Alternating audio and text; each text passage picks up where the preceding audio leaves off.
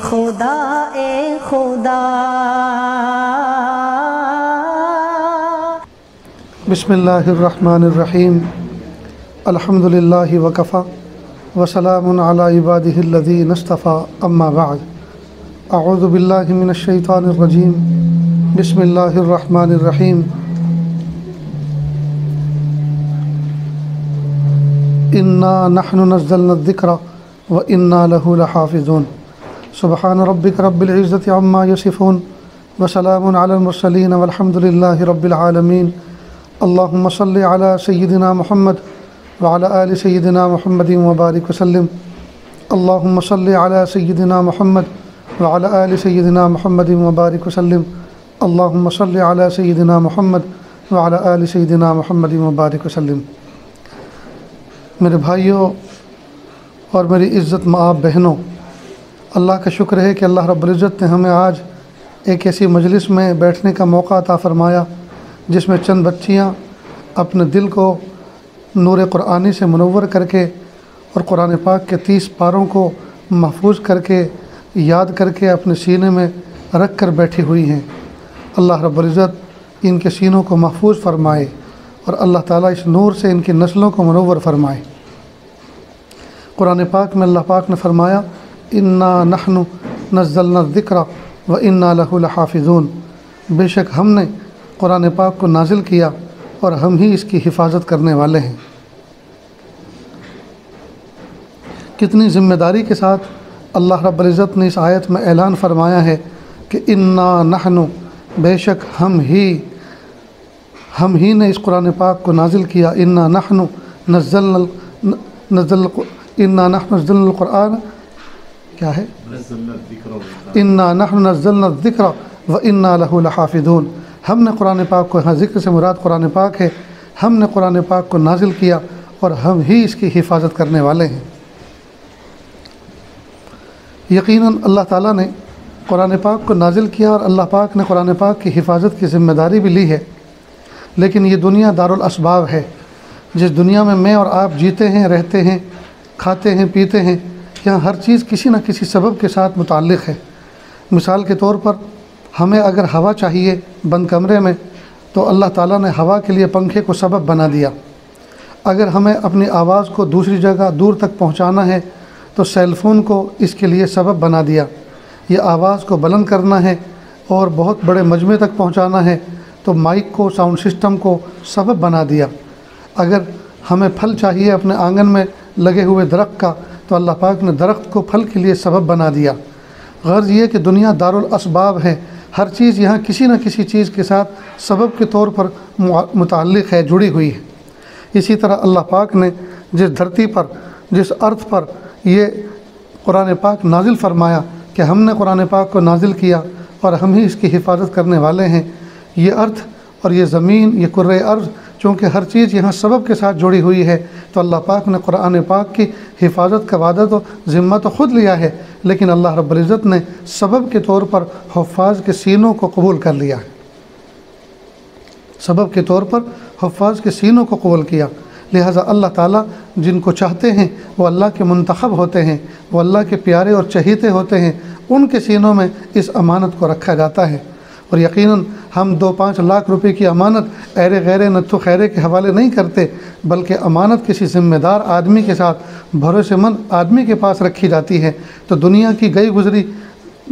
چیزیں ہم امانت کے طور پہ جب کسی کے پاس رکھتے ہیں تو ٹھوک بجا کے دیکھتے ہیں یہ آدمی دھوکے باز تو نہیں ہے، یہ آدمی شریف النفس ہے کہ نہیں ہے، یہ آدمی وعدہ خلاف اور جھوٹ تو نہیں ہے۔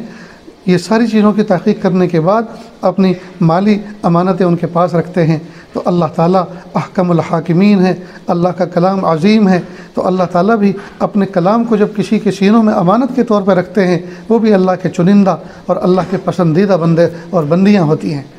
چند بچیاں کتنی خوش قسمت ہیں، اور وہ کتنے خوش قسمت ہیں ان کے ماں باپ کہ جن کے ذریعے سے سبب کے طور پہ دنیا میں یہ بچے آئے، اور کتنے خوش قسمت ہیں یہ بچے کہ جن کے سینوں میں اللہ پاک نے 7 زمین 7 آسمان سے بھاری بھرکم کلام الہی محفوظ فرمایا۔ قرآن پاک کی حفاظت کی ذمہ داری جب اللہ پاک نے لی ہے تو یہ عاجز اس موقع پر ایک مثال سے اپنے سبق کو سنانے کی کوشش کرتا ہے۔ فرض کریں ایک شوہر بچوں کا والد کسی فیکٹری کے اندر کام کرتا ہے اور فیکٹری والے اس کی پابندی وقت سے اور اس کی کارکردگی سے خوش ہوتے ہیں، تو ایک مرتبہ فیکٹری والوں نے اس کو اعزاز دینا چاہا، چنانچہ ان کو آفس میں بلایا اور کہا بھائی آپ کی وقت کی پابندی سے اور آپ کی کارکردگی سے ہم لوگ بڑے خوش ہیں اور آپ کو 1,00,000 روپے کا چیک دیتے ہیں انعام کے طور پر۔ اب وہ بندہ بڑا خوش ہوتا ہے کہ 1,00,000 روپے یک مشت کبھی دیکھے بھی نہیں تھے، اب 1,00,000 روپے کا چیک اس غریب مزدور کو ملا۔ سائیکل پر وہ اپنی فیکٹری میں جایا کرتا تھا، ٹفن ساتھ میں لے کے جاتا تھا۔ اب جیسے چیک ملا اس نے چوما، سر پہ رکھا اور سوچا کہ میرے پیارے اللہ نے مجھے انعام دیا، اس کو جیب میں رکھا، آج کے دن بھوک بھی اڑ گئی، اور سائیکل چلا کر سیدھا گھر آیا اور بیوی سے کہا دیکھو نیک بخت، میرے پیارے اللہ نے کیسا مجھ پہ کرم فرمایا، 1,00,000 روپے کا چیک اللہ پاک نے مجھے عطا فرمایا۔ اب بیوی نے بھی دیکھا، اس کی آنکھوں میں بھی آنسو بھر آئے کہ اللہ پاک نے ہمیں کتنا بڑا انعام دیا۔ اب اس نے اپنی بیوی کو کہا کہ دیکھو آج چھٹی کا دن ہے یا کل بینک کی چھٹی کا دن ہے، اس کو سنبھال کے رکھو اور پرسوں میں تم سے لوں گا، پرسوں اس کو بینک میں ڈالوں گا اور کیش کرا کے لاؤں گا۔ اور بہت سارے کچھ ارادے ہیں، نیک نیتیں ہیں جن کی تکمیل نہیں ہو پا رہی تھی، جب کیش ہو جائے گا تو انشاءاللہ سارے تمنائیں پوری ہو جائیں گی۔ اب بیوی اس کو ایک پنی کی تھیلی میں رکھتی ہے جس کی قیمت مشکل سے 1 روپیہ ہوتی ہے،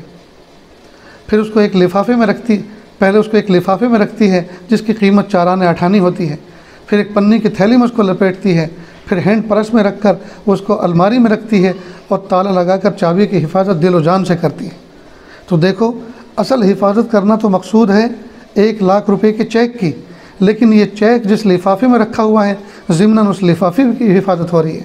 اور وہ لفافہ جس پنی کی تھیلی میں لپٹا ہوا ہے ضمناً اس پنی کی تھیلی کی بھی حفاظت ہو رہی ہے اس چیک کے طفیل، اور یہ تھیلی جس پرس میں رکھی ہوئی ہے اس پرس کی بھی حفاظت ہو رہی ہے اس چیک کے طفیل، اور یہ پرس جس الماری میں رکھا ہوا ہے وہ بھی گھر والی کی نظر میں ہے، اور تالی جو اس تالے کی کنجی بن کر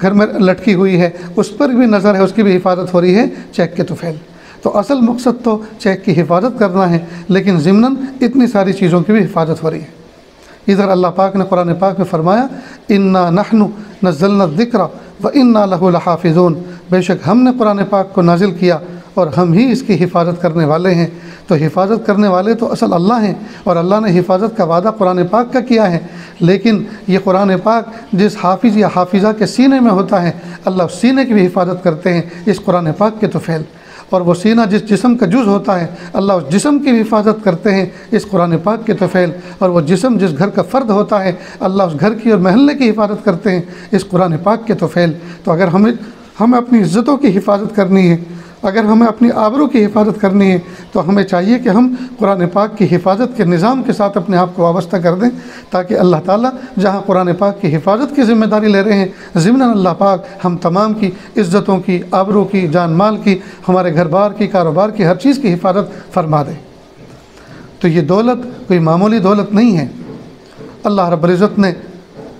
اپنے کلام کو اپنی قدرت سے ایک خاص نظام کے تحت اللہ پاک نے اپنے محبوب صلی اللہ علیہ وسلم کے سینے پر اس کو نازل فرمایا، اور محبوب صلی اللہ علیہ وسلم کے ذریعے سے یہ صبح قیامت تک اس دنیا میں چلتا رہے گا اور یہ دولت آگے بڑھتی رہے گی۔ اگر کوئی یہ چاہے کہ ہم مدارس عربیہ کو بند کر دیں یا مدارس دینیہ کی تعلیم کو ہم ختم کر دیں یا حفاظ کے سلسلے کو ہم بند کر دیں، تو وہ بیوقوفوں کی دنیا میں رہتے ہیں، وہ اس عقل مندوں کی دنیا میں نہیں رہتے جو یہ سوچتے ہیں جس کی حفاظت کی ذمہ داری اللہ رب العزت نے لی ہے، بھلا کون ہے اس کو جو چیلنج کر سکے اور اس کو ختم کر سکے۔ ماضی میں بھی بہت سے لوگوں نے اس کو ختم کرنا چاہا لیکن ختم نہ کر سکے۔ رشیا کے اندر، روس کے اندر ایک انقلاب آیا جس کو سرخ انقلاب کے نام سے پہچانا جاتا ہے، کمیونزم تھا وہاں۔ وہ لوگ یہ کہتے ہیں کہ اللہ واللہ کوئی چیز نہیں ہے، خدا کوئی چیز نہیں ہے، مذہب کوئی چیز نہیں ہے، آسمانی کتاب کوئی چیز نہیں ہے، چاند اپنے وقت پہ نکلتا ہے اور سورج اپنے وقت پہ نکلتا ہے اور غروب ہوتا ہے، ہوائیں اپنے وقت پہ چلتی ہیں، اپنے نظام کے تحت چلتی ہیں، کوئی اس کے چلانے والا نہیں ہے، سب آٹومیٹک ہوتا ہے، لہٰذا کسی مذہب کو ماننے کی ضرورت نہیں ہے اور کسی رب کو ماننے کی ضرورت نہیں ہے۔ بس ان کا یہ سلوگن تھا اور ان کی یہ سوچ تھی۔ اس سوچ کی ماتحتی میں انہوں نے عجیب نظام کیا، پورے ملک سے مذہب کے جنازے نکالے، مذہب کی تعلیمات کو مٹایا، مذہب کی کتابوں کو جلایا، ختم کیا، اور یہاں تک کہ ایک مرتبہ تو ایسا بھی موقع آیا، لوگوں نے دیکھا، چشم دید لوگوں نے دیکھا کہ ایک مرتبہ ایک جنازہ انہوں نے نکالا اور ایک چادر کے اندر کوئی چیز چھپا رکھی تھی، اور سب لوگوں کے سامنے اس کو آشکارا کر کہا کہ ہم نے اللہ کا بھی جنازہ نکال دیا ہے، اب یہاں کوئی اللہ واللہ نہیں ہے، اور اب جو ہے اس کو کوئی یاد کرنے کی ضرورت نہیں ہے۔ اس طرح کی باتیں کی گئی۔ اللہ کی شان، قرآن پاک کے حفاظ اور حاملین اور قراء اور دین کے داعی اور دین پر جان چھڑکنے والے، جی قیمتی جان اور نفوس اللہ رب العزت نے ان کا انتخاب جن کا فرما رکھا تھا، انہوں نے اس دور میں اس طرح سے قرآن پاک کو اپنے سینے سے لگا کے رکھا کہ انہوں نے کئی مرتبہ اپنی داڑھیوں کو منڈا دیا، انہوں نے اپنے لباس کو تبدیل کر دیا، اور انہوں نے ایسے چولے اور ایسے انداز اختیار کیے کہ کسی کو شبہ بھی نہیں ہوتا تھا یہ حافظ قرآن، قاری قرآن، یا عارف باللہ، یا عالم باللہ آدمی ہیں۔ اور ظاہر کی مصلحت کے طور پر اتنی تبدیلی کرنے کے بعد اپنے سینے میں کوئی تبدیلی نہیں ہونے دی۔ بہت سا حفاظ، بہت سے قراء ایسے تھے کہ جنہوں نے قرآن پاک کو سینے میں رکھ کر موچی کا پیشہ اختیار کر لیا، گلی کے نکڑ پر بیٹھ جاتے تھے برش لے کر اور پالش لے کے ڈبیا لے کر، اور بچے آتے تھے ان کے پاس جوتے پالش کرنے کے لیے اور اپنے باپ کے جوتے میں ٹانکا لگوانے کے لیے، جوتا گٹھوانے کے لیے، اور وہ دائیں بائیں چاروں طرف دیکھتا اور 2-3 آیتیں بیٹھے بیٹھے اس کو یاد کرا دیتا، وہ پالش کرتا رہتا اور بچہ ان آیتوں کو دہراتا رہتا، دوسرے دن پھر آتا، پچھلا سبق سن لیتا اور اگلا سبق پھر آگے دے دیتا۔ کچھ لوگوں نے ایسا کیا کہ ٹیلرنگ کی دکان شروع کی اور نوجوان بچوں کو اس میں بھرتی کیا، اور عنوان یہ رکھا کہ ہم خیاطی ٹیلرنگ سکھاتے ہیں۔ چنانچہ وہ چاروں طرف دیکھ لیتے، 1-2 بچے گیٹ پہ کھڑے ہوتے کہ کوئی میڈیا والا تو نہیں ہے، یا کوئی حکومت کا جاسوس، کوئی CID، کوئی نگراں تو نہیں ہے، اور یہاں استاد ان تمام بچوں کو کچھ آیتیں سناتا اور رٹاتا، اور وہ مشین بھی چلا رہے ہوتے اور آیتوں کو بھی زبان سے دہراتے ہوتے، یہاں تک کہ وہ ٹیلر بھی بن جاتے اور حافظ قرآن بھی بن جاتے۔ اس طرح سے اللہ پاک نے ان لوگوں سے حفظ کلام پاک کی خدمت ان سے اس طرح سے لی، اور قرآن پاک کو سرزمین پر جہاں کوئی عربی کی کتاب تو کیا، عربی کا اخبار بھی اگر مل جاتا اور ان کے گھروں میں ملتا تو وہ سمجھتا کہ اس کو عربی سے مناسبت ہے، عربی سے محبت ہے، اس کا مطلب ہے کہ اپنے مذہب سے محبت ہے، تو بڑی بڑی سزائیں دی جاتی۔ اور تو اور کچھ ایسے دل سوز مناظر بھی وہاں پیش آئے اور دیکھنے کو ملے کہ دل نہیں چاہتا تھا، پھر بھی لوگوں نے اس طرح وہ کرنے پر مجبور تھے کہ رشیا والوں نے ایک ریڈیو کا ایک چینل شروع کیا، اور ٹرانسمیشن جو مشین ہوتی ہے اس کو ہر گھر میں لگا دیا، اور کہا اس کے وائر کو کوئی نہ چھیڑے، اس کو کوئی آف نہ کرے، 24 گھنٹے یہ ٹرانسمیشن، یہ سسٹم چالو رہنا چاہیے، اور حکومت کا کوئی بھی آدمی آ کر کبھی بھی چیک کر سکتا ہے۔ یہاں تک کہ دروازوں پر کنڈی لگانا، اسٹوپر لگانا، لوک لگانا، اس کو بھی ممنوع قرار دیا، تاکہ حکومت کا فوجی کوئی بھی آدمی کسی وقت آ کر کہیں بھی کسی کمرے میں گھس کر وہ چیک کر کے جائے۔ تو انہوں نے وہ ٹرانسمیشن سسٹم پہلے کمرے میں لگائے، اور کئی مرتبہ ڈائننگ روم کے اندر شراب کی بوتلیں، ننگی تصویریں دیواروں پر لگا دی، تاکہ کوئی چیک کرنے والا آئے تو وہ کچھ شراب پی کر جائے، شراب دیکھ کر جائے، اور یہ سب تصویریں دیکھ کر جائے جو ہمارے مذہب اور اخلاق کے خلاف ہے، تو وہ سمجھ لیں کہ یہ لوگ ہمارے جیسے ہو گئے، اب ہمیں کوئی کسی قسم کا کوئی پرابلم نہیں ہے۔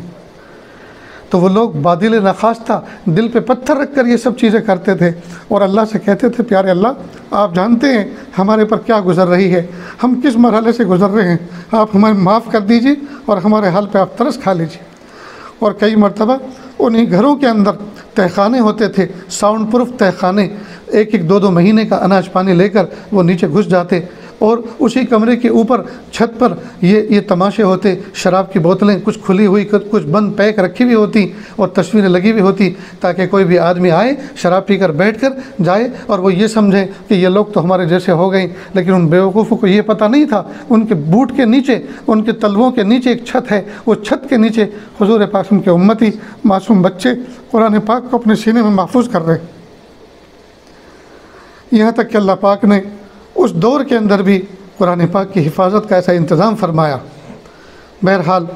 قرآن پاک کو چونکہ اللہ پاک نے نازل فرمایا اور اللہ نے خود اس کی حفاظت کا ذمہ لیا ہے، ہمیں چاہیے کہ ہم اسباب کے درجے میں اس عالم اسباب میں رہتے ہیں، ہمیں چاہیے کہ اس قرآن پاک کو ہم رٹیں، اس کو یاد کریں، اس کو اپنے سینے میں محفوظ کریں، اور الفاظ تو بچوں نے یاد کر ہی لیے، اب کوشش کریں کہ اس کے معنی کو بھی سمجھیں، اور معنی کو سمجھ کر اللہ تعالیٰ کیا کون سی آیت میں ہم سے جو خطاب کر رہے ہیں اللہ کا منشا کیا ہے، اللہ چاہتے کیا ہیں۔ علماء صلحاء سے رابطہ کر کے اور کتابوں کو اور تفسیروں کو دیکھ کر کسی کی نگرانی میں، اور پھر اس منشے کو سمجھ کر اس منشے کو پانے کی اور اس منشے پہ پورا اترنے کی پوری کوشش کریں۔ پھر دیکھیے انشاءاللہ ہماری زندگیوں میں کیسا نور آئے گا، ہمارے گھروں کے اندر کیسے احکام زندہ ہوں گے، اور ہمیں اللہ پاک کیسی ہمت، اللہ تعالیٰ کیسی ہمت عطا فرمائیں گے اور کیسی توفیق عطا فرمائیں گے۔ میرے برادر نسبتی، یعنی نسبت سے مراد یہ میری روحانی نسبت جو ہے، حضرت مولانا سجاد صاحب نعمانی دامت برکاتہم، ان سے ایک مرتبہ میں نے، ملک کے حالات اس وقت بہت کچھ خراب تھے اور ایک خاص علاقے کے حالات بہت زیادہ خراب تھے، وہاں کی دعوت مسلسل آتی تھی کہ کچھ آپ آئیں، کچھ خطاب کریں، لوگوں کا آنا جانا بالکل بند ہو گیا ہے، نوجوان نسل جو ہے بے راہروی کی طرف جاری ہے اور خوف و ہراس کا عالم ہے۔ لیکن میں شش و پنج میں تھا کہ بہت سارے لوگ جو اس علاقے کا سفر کرتے ہیں ان پہ نظر رکھی جاتی ہے، پتہ نہیں کیا وجہ ہے، تو جانا چاہیے نہیں جانا چاہیے۔ اللہ کی شان، میری حضرت مولانا سجاد صاحب نعمانی دامت برکاتہم سے ملاقات ہوئی، میں نے ان سے پوچھا، میں ان کو بھائی جان کہتا ہوں محبت میں، کہ بھائی جان آپ یہ بتائیں کہ مجھے فلاں علاقے سے دعوت آتی ہے، وہ فساد زدہ علاقہ ہے، تو وہاں جانا چاہیے کہ نہیں چاہیے؟ فرمایا کہ میں ایک آیت آپ کے سامنے پڑھتا ہوں، آپ اس کی روشنی میں آپ جو ہیں سمجھنے کی کوشش کریں اور آپ سمجھ جائیں گے کہ اللہ تعالیٰ کیا چاہتے ہیں۔ فرمایا یا ایھا الرسول بلغ ما انزل الیک من ربک فإن لم تفعل فما بلغت رسالتہ واللہ یعصمک من الناس۔ سبحان اللہ، بس مجھے لگا کہ یہ آیت آج ہی قرآن پاک میں نازل ہوئی ہے اور میرے ہی لیے نازل ہوئی۔ یا ایھا الرسول، اے نبی، اے رسول، بلغ ما انزل الیک من ربک، پہنچائیے اس پیغام کو جو ہم نے تم پر نازل کیا ہے۔ فإن لم تفعل، اور اگر آپ نے پیغام نہیں پہنچایا، آپ بیٹھے رہے، فإن لم تفعل فما بلغت رسالتہ، تو تم نے رسالت پہنچانے کا حق ادا نہیں کیا، رسالت کا حق ادا نہیں کیا۔ آپ نے جو کلام آپ پر نازل کیا ہے، جو پیغام اس میں دیا ہے، اس پیغام کو آگے بڑھانے کا آپ نے کام نہیں کیا۔ فإن لم تفعل فما بلغت رسالتہ واللہ یعصمک من الناس۔ اور اس ابلاغ کی برکت سے، اس پہنچانے کی برکت سے، اس کام کی برکت سے، یعصمک من الناس، اللہ لوگوں کے شر سے، لوگوں کے فتنوں سے آپ کی حفاظت فرمائیں گے۔ معلوم ہوا ابلاغ میں حفاظت ہے اور ترک ابلاغ میں مصیبت ہے۔ ابلاغ میں حفاظت ہے، لہٰذا ہم دین کا کام کریں گے، ہر حال میں کریں گے جی۔ اور ہم اگر سوچیں کہ حالات اچھے ہوں گے تو ہم کچھ کریں گے، حالات تو کبھی اچھے ہونے والے نہیں ہیں، صبح قیامت تک کے لیے تو بگڑ گئے ہیں۔ اللہ جب چاہیں گے سدھریں گے، لیکن ہم یہ چاہیں کہ حالت امن پیدا ہو، کوئی حالت امن، کوئی حالات ٹھیک ہونے والے نہیں ہیں۔ ہماری قسمت میں دین کا کام کرنے کے لیے یہی حالات مقدر تھے۔ ہم یہ سوچیں کہ حالات ٹھیک ہوں گے تو یہ ایسا ہی ہے، اور اس کے بعد دین کا کام کریں گے تو یہ ایسا ہی ہے۔ جیسے کوئی آدمی دریا کے کنارے بیٹھا رہے، کوئی پوچھے بھئی کیوں بیٹھے ہو؟ کہ مجھے اس پار جانا ہے۔ کہا پھر چلے جاؤ ہمت کر کے، تو کہا نہیں، یہ پانی ذرا گزر جائے اس کے بعد میں جاؤں گا۔ تو پانی تو گزر کے کبھی ختم ہونے والا نہیں ہے، دریا کا پانی کب ختم ہوگا؟ وہ تو چلتا رہے گا۔ جس کو دریا پار کرنا ہو وہ تیراکی کا استعمال کرے، وہ کشتی کا استعمال کرے، اور اگر پانی زیادہ نہ ہو تو پانی سے اڑائے اور ہمتوں کے ساتھ گزر جائے، اسی پانی سے گزر کے جانا پڑے گا۔ تو جس طرح سے حالات گزر رہے ہیں، جو پانی بہہ رہا ہے، اسی پانی سے گزر کر ہمیں جانا پڑے گا اور اللہ تعالیٰ کی رضا کو حاصل کرنا ہوگا۔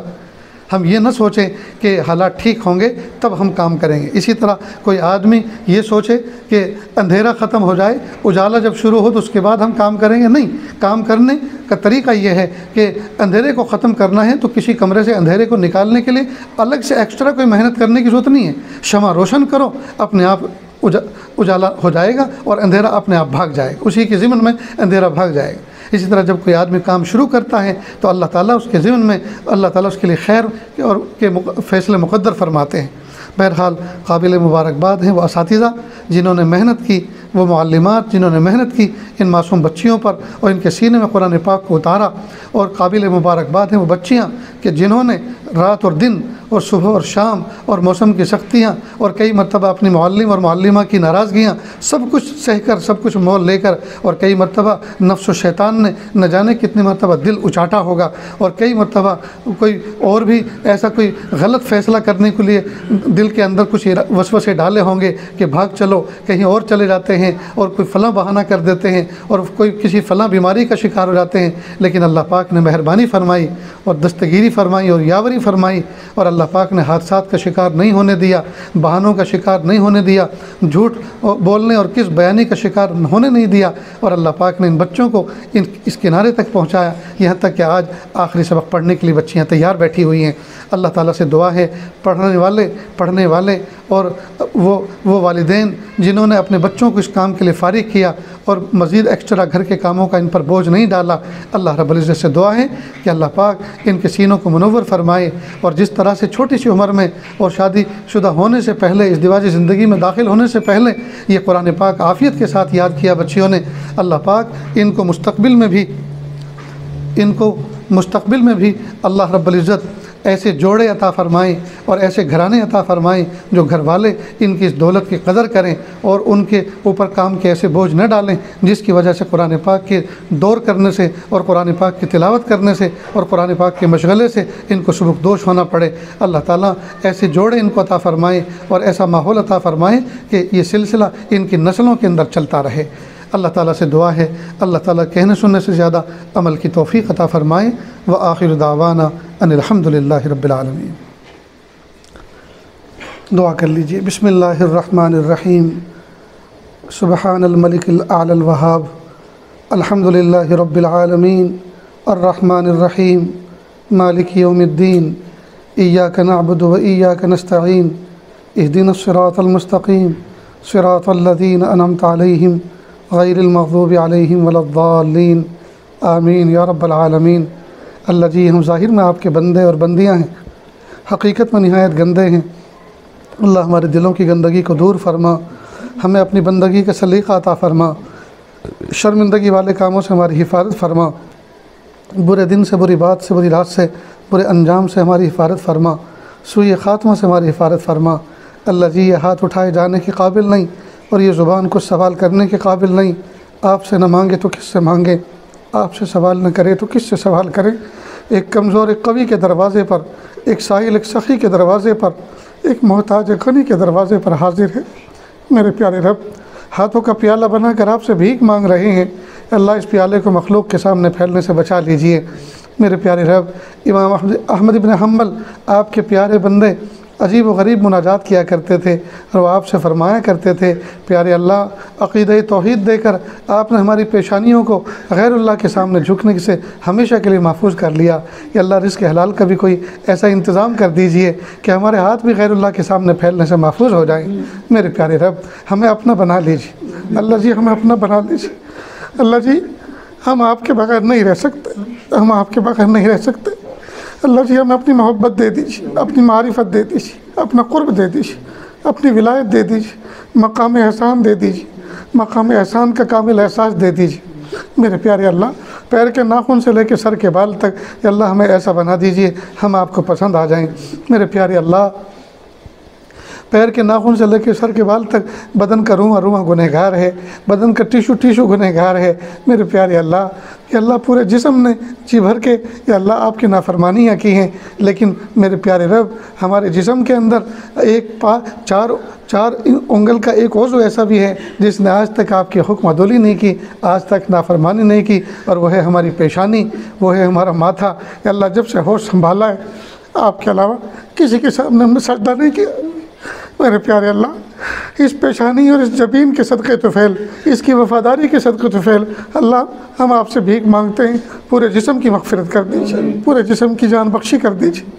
پورے جسم کی جان بخشی کر دیجیے، پورے جسم کی مغفرت کر دیجیے۔ میرے پیارے اللہ، اپنی محبت دے دیجیے، اپنی معرفت دے دیجیے، اپنا قرب دے دیجیے، اپنی ولایت دے دیجیے۔ اللہ ان معصوم بچیوں نے اللہ قرآن پاک کا آخری سبق پورا کیا، اور قرآن پاک کے اختتام پر جو دعائیں ہوتی ہیں ہزاروں فرشتے اس پر آمین کہتے ہیں۔ کہ اللہ اس وقت آپ کی رحمت چھم چھم برس رہی ہے، آپ کی رحمت کے فرشتے اس پر آمین کہہ رہے ہیں۔ کہ اللہ ہم آپ سے جو مانگ رہے ہیں اللہ دے دیجئے نا، اللہ جی بن مانگے دے دیجئے، یا اللہ امید سے بڑھ کر دے دیجئے۔ یا اللہ ہماری کس وقت کی کیا ضرورت ہے ہم سے زیادہ آپ بہتر جانتے ہیں۔ میرے پیارے اللہ اپنی شان نشان عطا فرما، اللہ اپنا قرب خاص عطا فرما، مقام احسان عطا فرما، ولایت کا نور عطا فرما۔ یا اللہ امت پر ظلم و ستم کی یا اللہ اندھیری رات بہت لمبی ہو گئی ہے، یا اللہ محبت کی اور امن کی صبح جلد از جلد طلوع فرما دیجیے، طلوع فرما دیجیے۔ یا اللہ وطن کے حالات بڑے عجیب ہیں میرے پیارے اللہ، کس سے شکوہ کریں اور کس کو کہیں؟ یا اللہ آپ ہی کے سامنے درخواست لگاتے ہیں،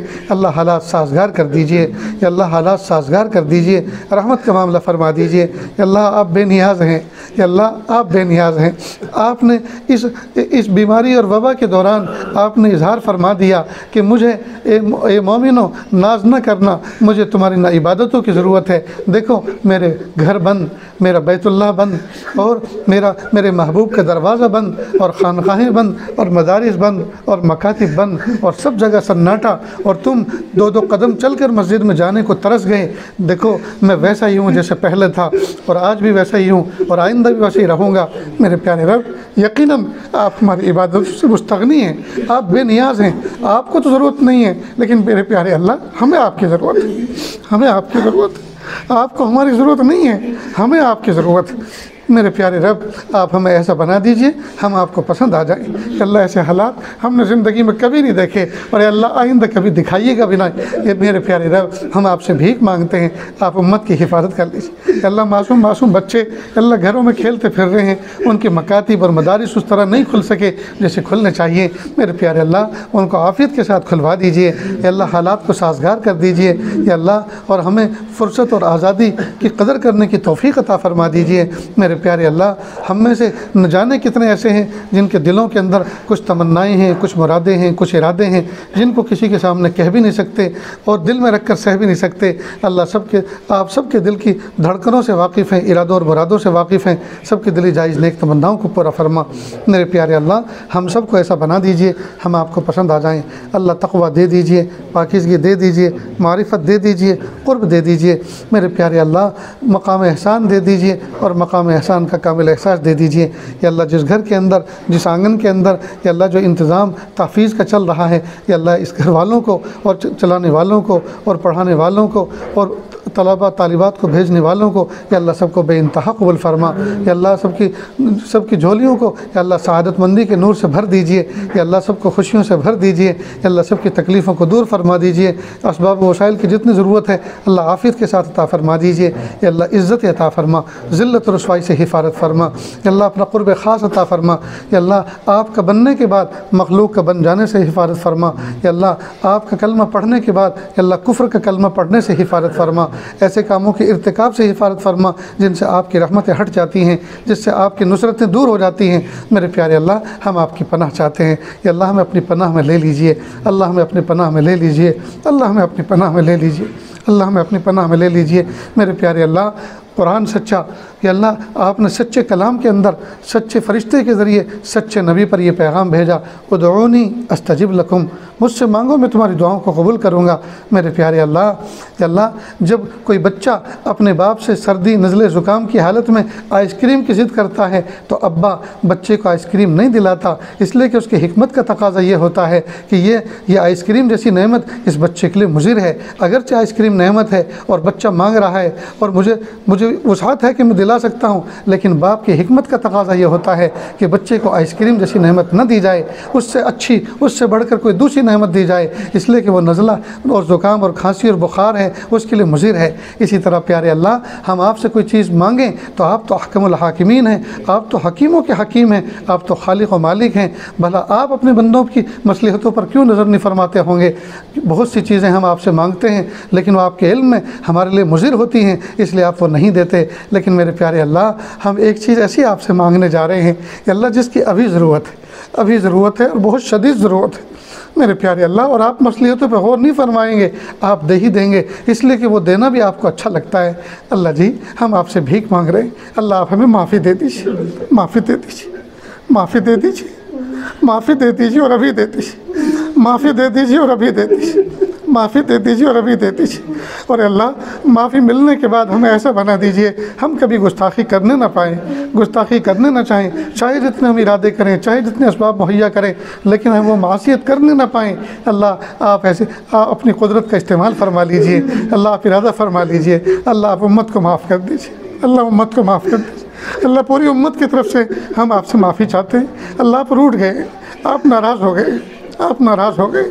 آپ روٹ گئے۔ اللہ جی امت کو عزت رفتہ عطا فرما، امت کو عظمت رفتہ عطا فرما، شان رفتہ عطا فرما، شوکت رفتہ عطا فرما، خلافت رفتہ عطا فرما۔ میرے پیارے اللہ رحم کا معاملہ فرما، عافیت کا معاملہ فرما۔ اللہ جی جو مانگا عطا فرما، جو مانگنے سے رہے گا وہ بھی عطا فرما۔ اللہ جی مانگنا نہیں آتا، بن مانگے عطا فرما، مانگنے کا ڈھنگ اور سلیقہ عطا فرما۔ وصلی اللہ تعالیٰ علی خیر خلقہ محمد و آلہ و اصحابہ اجمعین برحمتک یا ارحم الراحمین۔